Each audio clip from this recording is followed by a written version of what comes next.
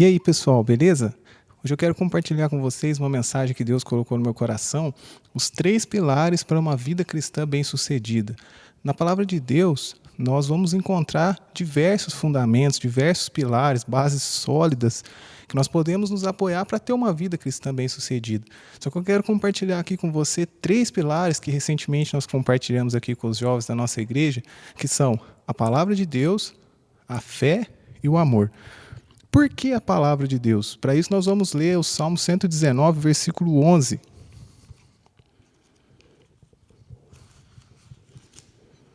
Uma hora depois. Que diz assim: escondi a tua palavra no meu coração para eu não pecar contra ti. Aí eu queria te fazer 3 perguntas. Você está bem? Você está se sentindo bem nesse exato momento?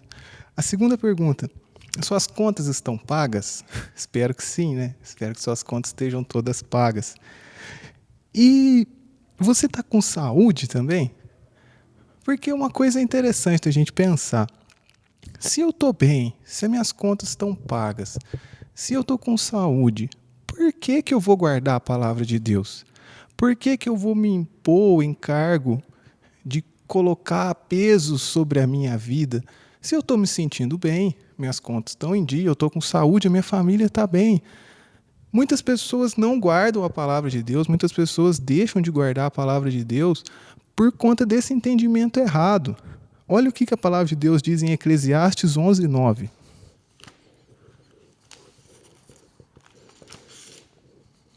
Duas horas depois. Eclesiastes 11, 9. Alegra-te, jovem, na tua mocidade, e recreie-se o teu coração nos dias da tua mocidade, e anda pelos caminhos do teu coração. E pela vista dos teus olhos, sabe, porém, que por todas estas coisas te trará Deus a juízo.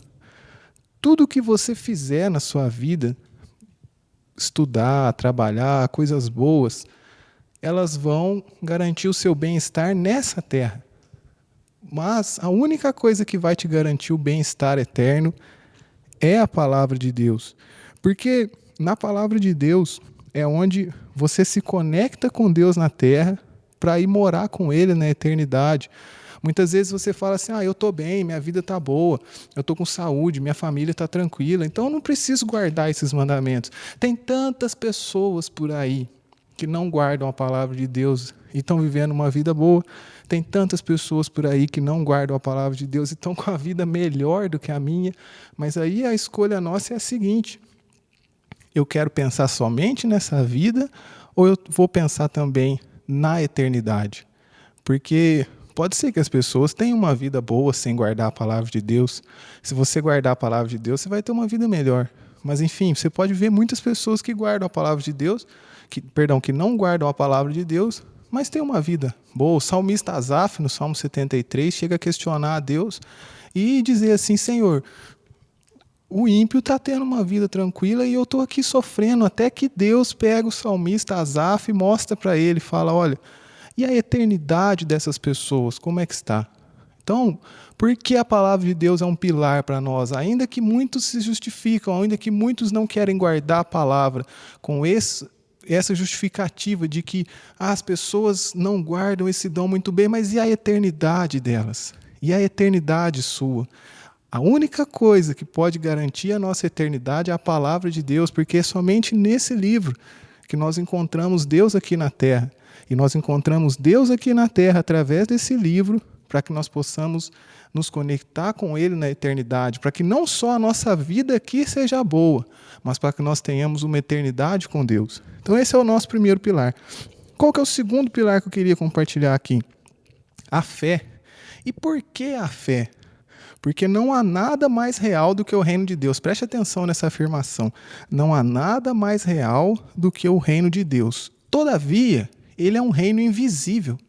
Você faz parte do reino de Deus, o reino de Deus está entre nós, só que ele é um reino invisível. E é mediante a fé que nós acessamos ao reino de Deus e vivemos nesse reino. Olha o que diz Hebreus, capítulo 11. Caiu um papel aqui. Versículo 1.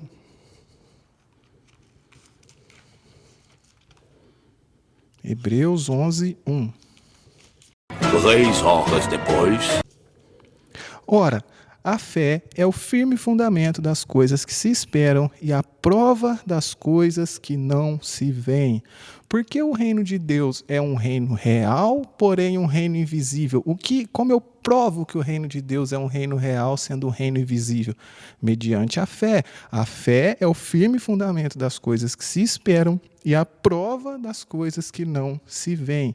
Você não precisa de fé para acreditar em algo que você está vendo. O apóstolo Paulo diz isso. Você não precisa de fé para algo que você está vendo. Porém, você precisa de fé para tornar físico. Olha que interessante essa afirmação. Você precisa de fé para tornar físico algo que já é real, porém é invisível aos nossos olhos. É interessante que você vê as promessas da palavra de Deus e você vê Deus prometendo uma vida abundante, uma vida abençoada. Tudo isso no mundo espiritual já é realidade sobre a minha e sobre a sua vida. Mas como nós vamos tornar isso real? Através da fé. Quando eu acredito naquilo que Deus falou, eu trago do invisível algo que já é real para o físico, para que eu viva aquilo, para que eu experimente aquilo. Então é interessante, né, a gente pensar dessa forma, porque às vezes a gente fala, se eu não enxergo é porque não existe. Não, as coisas mais reais e mais profundas, as coisas eternas que existem de eternidade a eternidade são invisíveis e Deus nos permite acessá-las mediante a fé. Então a fé é muito importante, é um pilar para a sua vida. E por último, o amor. Por que o amor? Preste bem atenção nessa explicação sobre o amor. O amor, ele respalda e ele torna aceitável tudo o que nós fazemos no reino de Deus. 1 Coríntios 13, versículo 1 ao 3, nós vamos ler aqui.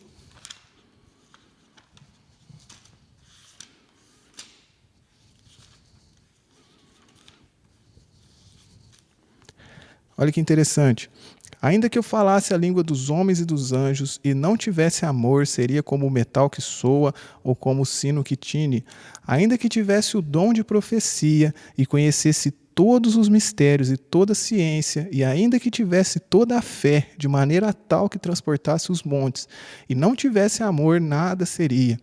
E ainda que distribuísse toda a minha fortuna para o sustento dos pobres, e ainda que entregasse o meu corpo para ser queimado, e não tivesse amor, nada disso se aproveitaria.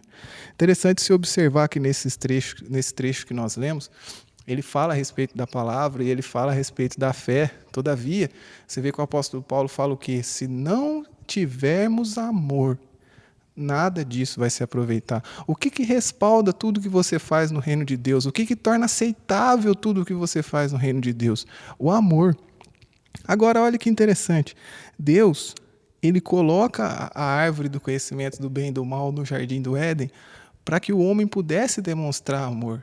Porque o amor é uma questão de escolha. Se o homem não tivesse ali como não escolher amar a Deus, não teria como ele escolher amar a Deus. Tanto é que nós sabemos que ele fez a escolha errada, de escolher desobedecer a Deus. Agora, preste atenção. Deus, ele nos criou para amar. Você já deve ter ouvido essa afirmação, né? Deus me criou para eu ser amado. Sim, com certeza. Todavia, Deus te criou também para você aprender a amar. Deus, ele te criou para você amar e para você ser amado. Ou seja, por que Deus te coloca em família?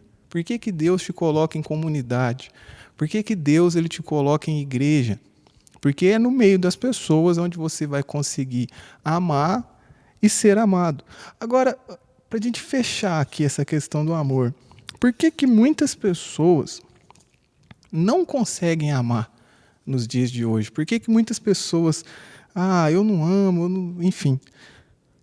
Olha que interessante, quando você fala de amor, o que vem na nossa mente? Uma coisa boa, um sentimento bom, aquela coisa gostosa que você sente quando você está apaixonado, ou quando você está com seus pais, quando você está com alguém muito bacana. Você remete o amor a somente coisas boas. Olha o que diz em Mateus, capítulo 26, versículo 38.